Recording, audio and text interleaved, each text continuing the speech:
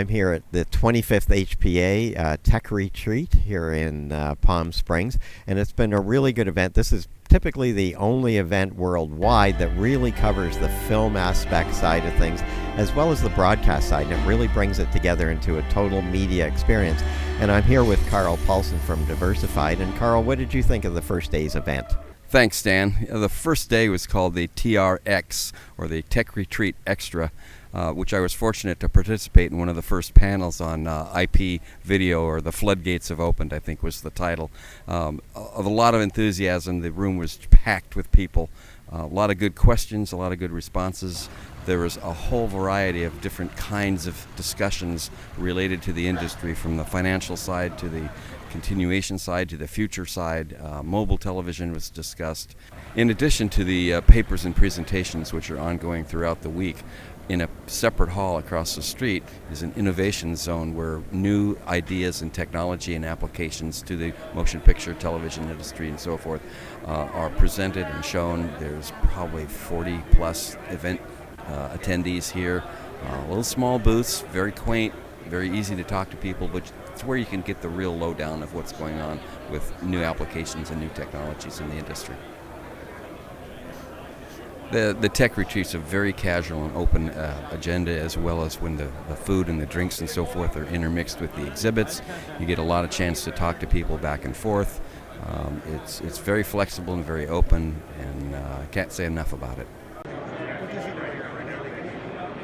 We're going to shoot, finish, and deliver a scripted, single-camera, cinema-style movie in the cloud, live, and then we all get to watch it towards the end of the day. We're not sure this has been done before, especially since the project represents the most forms of cloud-based technology ever assembled in one workflow. So today is one big experiment, and I can tell you that all of us involved are very excited, a little nervous, to see how this experiment plays out. What also makes this a truly remarkable movie is that there was no budget.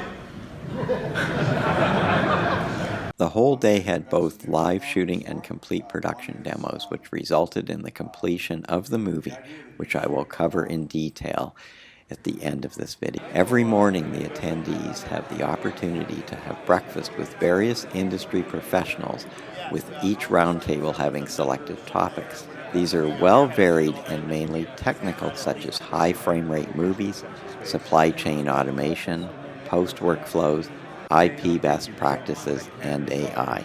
I think there'd be more sharing. So, like one SVO maybe could handle it and shift studios. We would never do that in the past. And CBS would never do that either. But now I think you could. You can see that in Miami. So, there's a lot of sharing. The comms guys, the SVOs, the audio ops can handle multiple shows. But there's going to be other jobs for people that build these systems to perform these functions. Yeah, one example might be you point a camera at a crowd, and in real time, they identify every person in the field of view. Jim Berger gives a Washington update covering various litigious cases and copyright activities, such as what's happening in the EU. He also follows up with a breakfast roundtable. Industry guru Mark Shubin hosts the last 2 days of the retreat, starting off with various stats to set the stage for the rest of the day's activities. Mark makes a point to give the attendees a complete global view. Pete Pudman provides his usual and enlightening update from his visit to CES. People were talking about artificial intelligence, internet-connected everything. You'll see some examples of that. LEDs, not surprisingly, 5G wireless, whatever that is nowadays, 8K auto stereo, wireless earbuds, virtual reality, flexible smartphones, quantum.tv, streaming media, ATSC 3.0, or next generation television. Not quite as interesting, drones, facial recognition, eye tracking robots, autonomous cars, 8K TVs, other autonomous vehicles and appliances, and no one was really talking about tablets, regular smartphones, 4K TV, Ultra HD Blu-ray, and laser TV projection.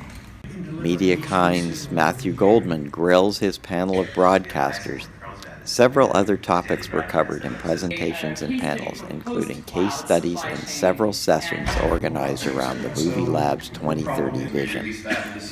Now into the details of the movie produced at HPA. So what made you decide then to do the production and shoot some of it right here on site? So then I'm also a member, an associated member of the ASC, the American Society of Cinematographers, and it turns out that cinematographers turn into directors and come back to cinematography. So my group of friends at the ASC, I found a director, I found a DP, I found a camera operator, and I found the VFX supervisor camera operator who now works on virtual production stages and works with the Unreal Engine or Unity to have backgrounds following a GPS which is mounted on the camera. If you're going to have multiple ones. So we made these with a little help from Intel and some other people and in space.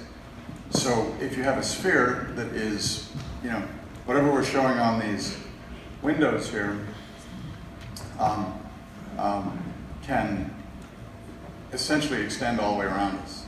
And so this is very high-res virtual reality. So Sam Nicholson, ASC, then agreed to join us as well. He did show me his newest invention, the train trailer. Monitors are behind the window. When the camera moves up, you see down to the track. When the camera moves down, you see up in the sky.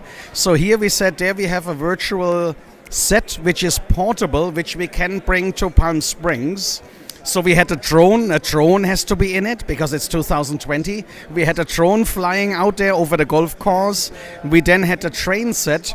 And we needed a scene in Germany. So now to be in Germany, there's either green screen or another virtual sound stage.